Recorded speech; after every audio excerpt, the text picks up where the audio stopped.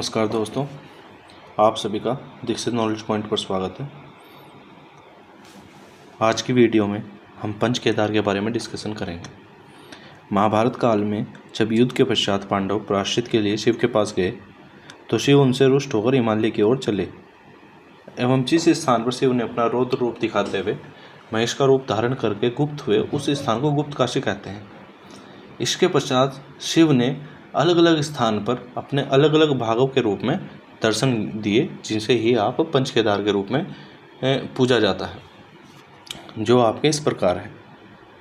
पंच केदार का एक क्रम है, जो कि क्वेश्चन आता है कि प्रथम केदार, द्वितीय केदार, इसी प्रकार से क्वेश्चन आता है कि प्रथम द्वितीय केदार कौन से हैं। तो हमने आपको इस प्रकार समझाया है कि प्रथम केदार, द्वितीय, तृतीय, चतुर्थ और पंचम केदार कौन कौन से हैं। जैसे कि आपका केदारनाथ, मदमहेश्वर और तुंगनाथ ये आपके रुद्रप्रयाग में है। रुद्रनाथ और कल्पेश्वर आपके चमोली हैं। केदारनाथ में आपके पृष्ठभाग अर्थात पीठ की पूजा होती है। मदमहेश्वर में आपके नाभि की, तुंगनाथ में भुजा की, रुद्रनाथ में मुख की और कल्पेश्वर में आपके शिव की जटाओं या केश की पूजा होती है। ऊंचाई के क्रम के अनुसार अगर इनको देखते हैं तो तुंगनाथ इनमें सबसे अधिक ऊंचाई पर स्थित है, जो कि 3680 मीटर है। Kedarnath 3593 metre, Rudranath 3559 metre, Madmaheshwar 3417 metre और कल्पेश्वर आपका 2134 मीटर की ऊंचाई पर स्थित है। इसमें जो आपका पहला केदार आता है केदारनाथ, उसके बारे में डिस्कशन करते हैं। इस स्थान पर भगवान शिव ने महिष के रूप में पृथ्वी में समाये थे और भीम ने उन्हें पहचान लिया था और पृथ्वी में समाते समय भीम ने उनको पीछे से पकड़ा था और जिस कारण उनकी पीठ पत्थर की हो गई थी। यही पत्थर की पीठ आज काली ग्रेनाइट की शिला के रूप में केदारनाथ में पूजी जाती है, जो कि त्रिकोण आकार की है। और उत्तराखंड के 4 धामों में केदारनाथ सर्वाधिक ऊंचाई पर स्थित है। केदारनाथ धाम भारत के 12 ज्योतिर्लिंगों में से भी एक है, जिसका स्थान भारत में 11वां है। केदारनाथ धाम का जो निर्माण करवाया था वो आपके आदि गुरु शंकराचार्य ने करवाया था केदारनाथ शैली में। केदारनाथ धाम की जो आपकी शीतकालीन पूजा होती है वो आपके ऊखीमठ के ओंकारेश्वर मंदिर में की जाती है।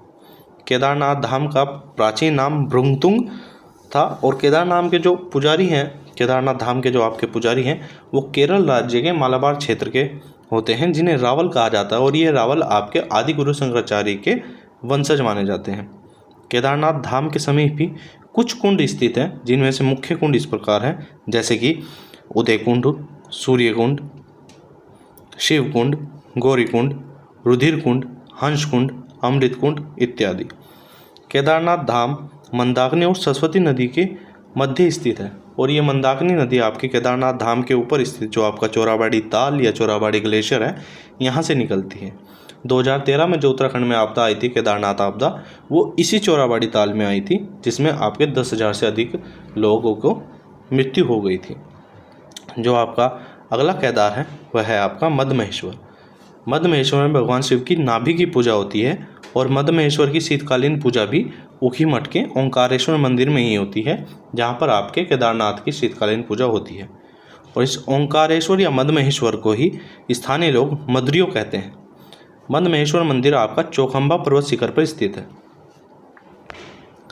नेक्स्ट है आपका तुंगनाथ। यहाँ पर भगवान शिव की भुजाओं की पूजा होती है और यह उत्तराखंड का सबसे अधिक ऊंचाई पर स्थित शिव मंदिर है। तुंगनाथ मंदिर चंद्रशिला पर्वत पर स्थित है और इसी के पास आपकी रावणशिला है, जहाँ पर रावण ने तपस्या की थी भगवान शिव की। रावणशिला से रावण गंगा निकलती है, जो कि आपकी मंदाकिनी की सहायक नदी है और यह मंदाकिनी में बांसवाड़ा नामक स्थान पर मिलती है।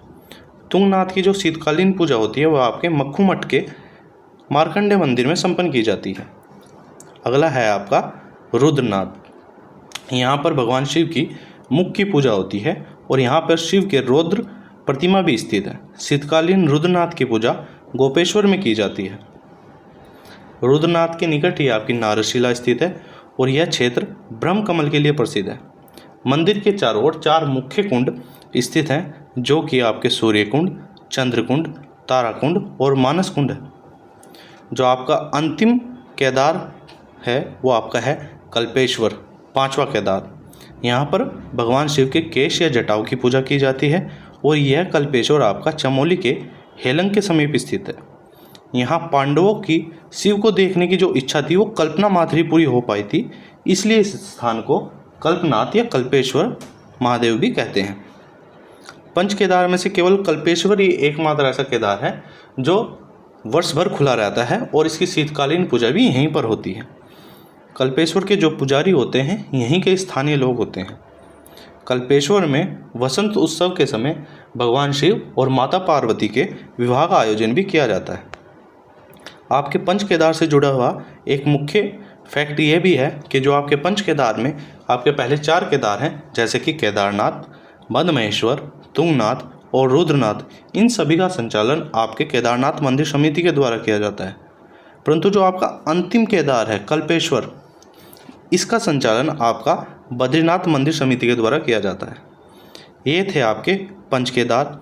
इनके बारे में आपको कोई भी डाउट हो आप हमें कमेंट कर सकते हैं और सुझाव के लिए आप हमें कमेंट कर सकते हैं। साथ ही आपको अगर ये वीडियो पसंद आया हो तो आप इसको लाइक कर सकते हैं और इसी प्रकार की अन्य वीडियो के लिए उत्तराखंड जीएस से जुड़े हुए क्वेश्चंस जो आते हैं आपके एग्ज़ाम में, उनसे इम्पोर्टेंट टॉपिक्स के लिए आप हमारे चैनल से जुड़ सकते हैं। धन्यवाद।